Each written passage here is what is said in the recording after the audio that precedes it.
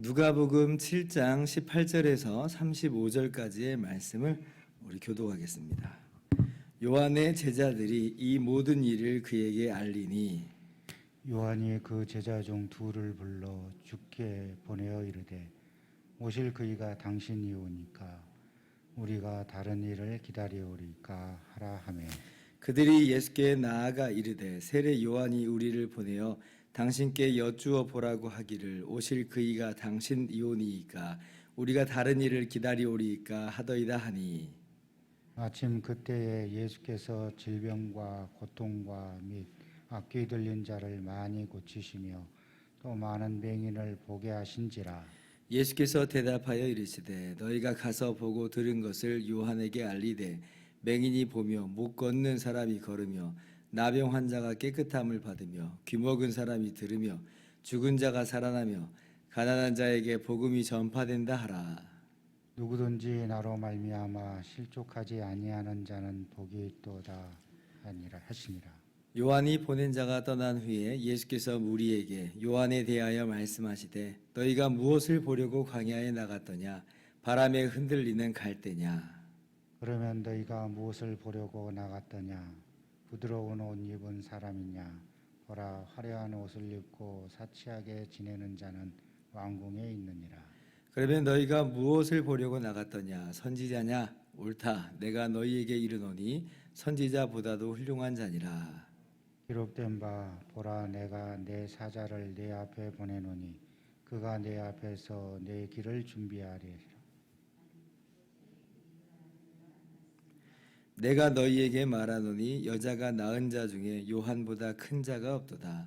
그러나 하나님의 나라에서는 극히 작은 자라도 그보다 크니라 하시니 모든 백성과 세리들은 이미 요한의 세례를 받은지라. 이 말씀을 듣고 하나님을 의롭다 하되 바리새인과 율법 교사들은 그의 세례를 받지 아니하므로 그들 자신을 위한 하나님의 뜻을 저버리니라. 또 이르시되 이 세대의 사람을 무엇으로 비유할까 무엇과 같은가. 비유하건대 아이들이 장터에 앉아 서로 불러 이르되 우리가 너희를 향하여 피리를 불어도 너희가 춤추지 않고 우리가 곡하여도 너희가 울지 아니하였다 함과 같도다. 세례 요한이 와서 떡도 먹지 아니하며 포도주도 마시지 아니하며 너희 말이 귀신이 들렸다 하더니 인자는 와서 먹고 마시매 너희 말이 보라 먹기를 탐하고 포도주를 즐기는 사람이요 세리와 죄인의 친구로다 하니 지혜는 자기의 모든 자녀로 인하여 옳다함을 얻느니라. 아멘. 할렐루야. 하나님의 크신 은혜와 평강이 오늘도 변함없이 여러분 가운데 가득 넘치기를 주님의 이름으로 축원합니다. 예수님께서 공생애를 시작하시는 바로 그 이후서부터 예수님의 이 모든 사역들은 사람들에게 굉장한 센세이션을 일으켰습니다. 4장부터 보면 귀신 들린 자를 그 귀신을 쫓아내시고 병자들을 다 고쳐주시고 죄사함의 권세를 나타내시고 또 어부들 세리들을 제자로 부르시고 이방인을 품으시고 심지어 어저께 보면 죽은 자를 다시 살리시기까지 하시는 정말 놀라운 일을 하세요. 어마어마한 일들이죠. 이게 보통의 사람들 또 보통의 어떤 일반적으로 이루어지는 일들이 아닙니다. 보통 사람이 하는 게 아니에요. 그래서 예수님의 소문이 온 유대 땅에 다 퍼지게 되었다라고 성경은 이야기하고 그리고 세례 요한의 제자들이 이 소식을 예수님이 행하신 그 모든 일들을 이 감옥에 갇혀 있는 세례 요한에게도 다 보고를 합니다. 그런데 오늘 말씀 보면요, 그렇게 이 제자들로부터 이 예수님에 대한 소식을 다 들어왔던 또 듣게 된 세례 요한의 반응이 나오는데 그 반응이 조금 의아합니다. 이 반응이 뭐냐면요, 자기의 제자들을 예수님께 보내가지고 2명을 보내가지고 자 19절 보면 자 오실 그이가 당신이오니까 우리가 다른 일을 기다리오리까? 그렇게 예수님 보고 물어보라는 거예요. 오실 그이가 당신이 오니까. 좀 이상하지 않아요? 세례 요한이 어떤 사람이에요? 예수님께서 등장하시기 전에 먼저 죄사함의 그 회개 세례를, 죄사함을 얻게 하는 회개 세례를 전파한 사람이잖아요. 그리고 예수님께 이제 세례를 줄 때에 하늘이 열리고 성령이 비둘기같이 임하고 하늘로부터 소리가 나는 그런 것도 목격하면서, 그래서 예수님이 정말 하나님의 아들이고 그리고 약속하신 메시아 그리스도라고 하는 걸 알고 있는 사람이에요. 알고 있는 사람인데, 자, 그런데 그 세례 요한이 예수님이 행하신 일을 듣고 나서는 지금 어떤 반응을 보이냐면, 오실 그이가 당신이오리까 아니면 우리가 다른 사람을 기다리까 물어본다는 거죠. 이게 단순히 그냥 뭐 확인하는 차원인가, 확인하는 차원인가. 물론 뭐 내가 기다려왔던 사람 맞지요? 정말 맞지요? 하면서 그 인생 마지막 달려갈 길을 다 마치기 전에 한번 뭐 확인하는 그런 의미에서 물어본 것일 수도 있지만, 그런데 다른 일을 기다리오리까 라고 한 걸 보니까 아마도 오늘 세례 요한은 조금 이제 흔들린 것 아닌가. 약간 좀 의심이 그 안에 조금은 약간 스물스물 좀 올라오려고 아마 그런 모습은 아닌가 싶어요. 예수님께서도 23절에 누구든지 나로 말미암아 실족하지 아니하는 자는 복이 있도다 하시는 걸 보니까 아마 이제 이걸 세례 요한을 좀 지칭한 건 아닐까 이렇게 생각이 되는 거죠. 세례 요한이 조금 흔들렸다라고 볼 수가 있는 겁니다. 그러면 세례 요한이 왜 이렇게 좀 흔들렸을까? 왜 이렇게 조금 다소간에 조금만 의심이라도 좀 찾아오게 되었을까? 왜 그랬을까? 한번 생각을 한번 해본다면, 뭐 어떤 분들은 세례 요한도 다른 유대인들처럼 어떤 정치적인 메시아, 어떤 군사적인 어떤 메시아, 그런 그리스도를 기다려서 그렇다. 근데 뭐 예수님 보니까 그런 거 안 하고 뭐 이제 병자들 막 고치고 막 그러니까 조금 흔들린 건 아니겠는가? 이렇게 지금 생각하시는 분들도 좀 있어요. 그런데 그거는 조금 아닌 것 같아요. 왜냐하면 예수님께서 이제 세례 요한의 제자들에게 하는 대답이 뭐냐면 22절에 보면, 자, 예수께서 대답하여 이르시되 너희가 가서 보고 들은 것을 요한에게 알리되 맹인이 보며 못 걷는 사람이 걸으며 나병한 자가 깨끗함을 받으며 귀먹은 사람이 들으며 죽은 자가 살아나며 가난한 자에게 복음이 전파된다 하라. 이렇게 대답을 하셨다는 거예요. 이렇게. 근데 사실 요 지금 대답은 어떻게 보면 세례 요한의 제자들이 이미 세례 요한에게 다 보고한 내용들이잖아요. 지금 다시 한번 지금 그것을 좀 반복하는 그런 느낌이에요. 근데 예수님께서는 이게 대답이 된다는 겁니다. 이게 대답이 된다는 거예요. 세례 요한이 알아들을 거라는 거예요. 그런 걸 보면 세례 요한이 단순히 어떤 다른 그 유대인들처럼 정치적이고 군사적인 메시아를 기다려왔던 그런 사람은 아닌 것 같아요. 이게 지금 구약의 예언의 성취를 그대로 예수님께서 말씀하신 거거든요.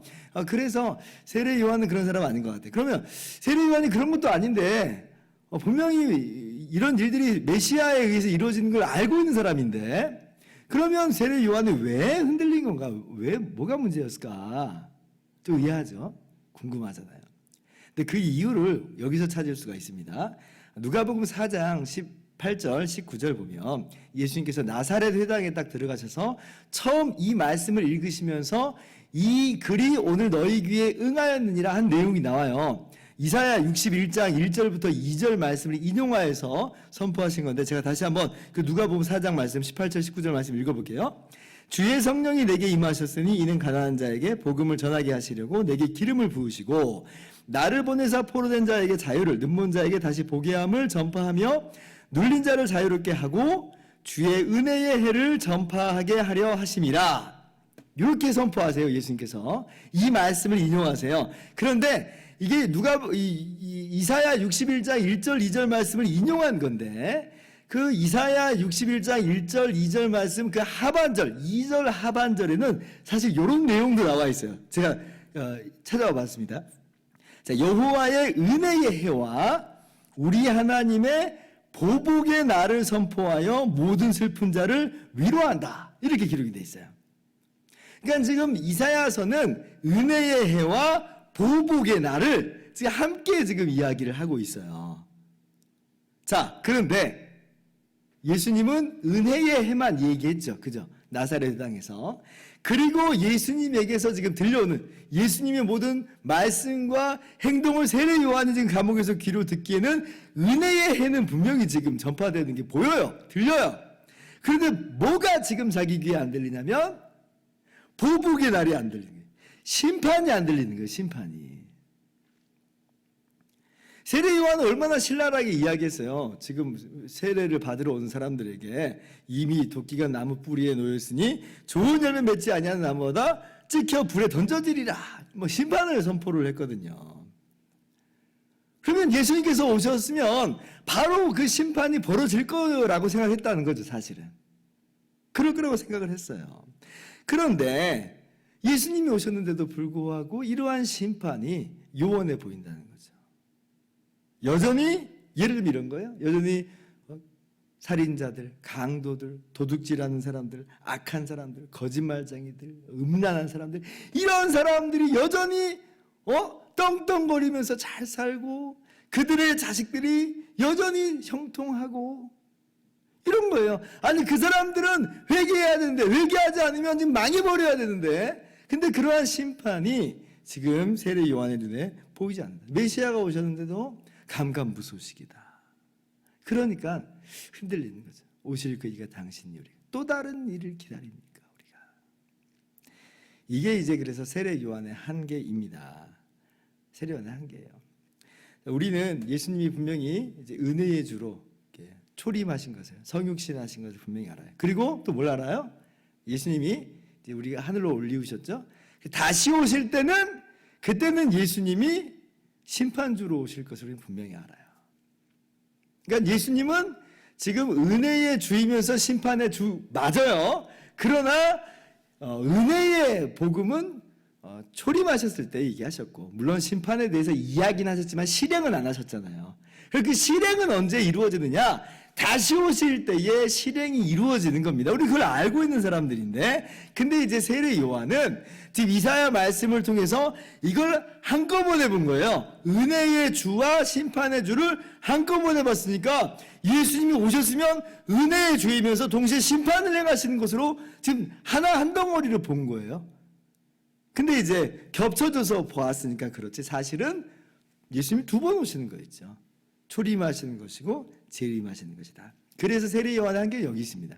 구약의 선지자의 마지막인 거예요. 예수님을 이 구약 여자가 난 자 중에 가장 큰 자다. 그러니까 구약 시대로 따지면 예수님을 가장 많이 알고 있는 사람이에요. 가장 잘 알고 있는 사람이 하늘이 열리고 성령이 내리고 하늘에서 소리가 들리고 예수님을 똑똑히 봤으니까 그 어떤 구약 선지자보다도 예수님을 잘 알고 있는 사람이지만 그러나 어때요? 우리보다는 모르는 거예요. 우리보다는 몰라요. 그래서 하나님 나라 백성보다는 하나님 나라 이 신약의 백성들보다는 그러나 못하다라고 예수님께서 말씀하신 것은 무슨 크고 작고 어떤 그런 개념보다는 이 복음의 비밀, 이 구원의 계시를 누가 더 뚜렷하게 보느냐의 문제인 거예요. 세례 요한이 굉장히 뚜렷하게 봤지만 그러나 우리만큼은 아니다. 그래서 우리는 실족하지 않습니다. 지금 당장 심판이 막 행해지지 않는다고 해서 우리는 실족하지 않아요. 왜? 예수님이 다시 오시는 날이 있으니까 그날에는 완전한 심판이 이루어질 것입니다. 자, 그런데 우리는 뭐 실족하지 않겠지만 그러나 또 한편으로는 우리도 좀 속상하고 마음이 흔들릴 때가 조금 있죠. 왜냐하면 우리도 똑같은 걸 좀 보고 있잖아요. 죄인들이 회개도 안 하고 떵떵거리고 잘 살고 악한 사람들이 너무나 잘 먹고 잘 살고 막 있는 거예요. 그러니까 우리도 아니 왜 저런 사람들이 망해야 되는데 왜 안 망하고 저렇게 잘 살고 있는가 라고 하는 것 때문에 우리도 속상할 때도 있고 우리도 좀 마음이 막 흔들릴 때도 있죠.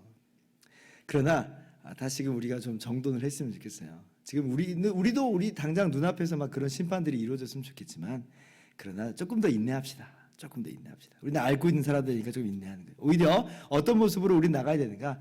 우리가 받은 구원, 우리에게 거두신 구원의 은혜를 더 깊이 들여다보고 더 깊이 감사하고 그것이 내게 부어진 것을 감사하는 것으로 우리가 인내를 했으면 좋겠고, 그리고 또 어떻게 나가는가? 아직은 그러면 은혜의 날이잖아요. 아직 심판의 날은 아직 안 왔으니까. 그러면 이 은혜의 복음을 전하는 일에 우리가 힘을 써야겠어요. 보라, 지금은 은혜 받을 만한 때고 구원의 날이다. 지금 아직 심판이 이루어지지 않고 은혜의 문이 닫히지 않았으니까, 아직 왜 심판이 딱 행해지지 않는가? 그렇게 우리가 아쉬워하고 그런 것보다는 아직은 열려 있으니까 믿지 않는 사람들에게 복음을 전하자. 그렇게 다짐하면서 나아가는 저와 여러분 모두 되기를 주님의 이름으로 축원합니다. 기도하겠습니다.